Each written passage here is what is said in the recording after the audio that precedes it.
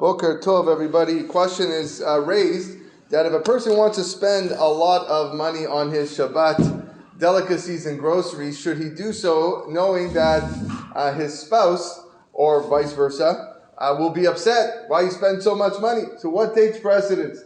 The Oneg Shabbat of having great food, or peace in the home? So the Chachamim write very strongly against people who spend too much money knowing that it's going to lead into Shalom Bayit problems with one's spouse. Even though Shabbat, there's that mitzvah of Oneg Shabbat. Shlomo HaMelech famously writes in Mishlei, better is dry bread and peace and tranquility than a house filled with feasting and strife. So therefore, a person needs to make sure that that doesn't come about on Erev Shabbat or prior to Shabbat. Definitely on Shabbat, for sure. The Zohar writes, what is the meaning of Lo tevaru esh bechol moshevotechem b'yom HaShabbat? That don't kindle a fire, meaning a person has to be very careful not to light a fire of anger in his home on Shabbat or prior to Shabbat. And that's the reason that if a person has only a little bit of money to spend on Kiddush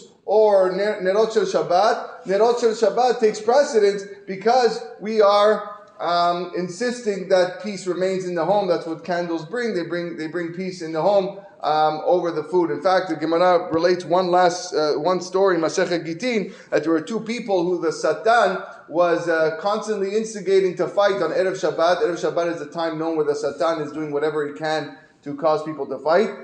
And this was happening every week until Rabbi Meir would come for 3 Shabbatot in a row to stop the fighting, make sure that they were at peace, so that they can enjoy Shabbat benachat and beshalom. And it said in the Gemara that after 3 weeks, it was heard that the Satan yelled out, "Woe to me that Rabbi Meir kicked me out of this home." Right? So he was successful in maintaining peace. So the answer to the question is, yes, we fulfill the mitzvah of Oneg Shabbat, but at the same time, you got to make sure that that peace overrides everything else. Tana Dever Eliyahu.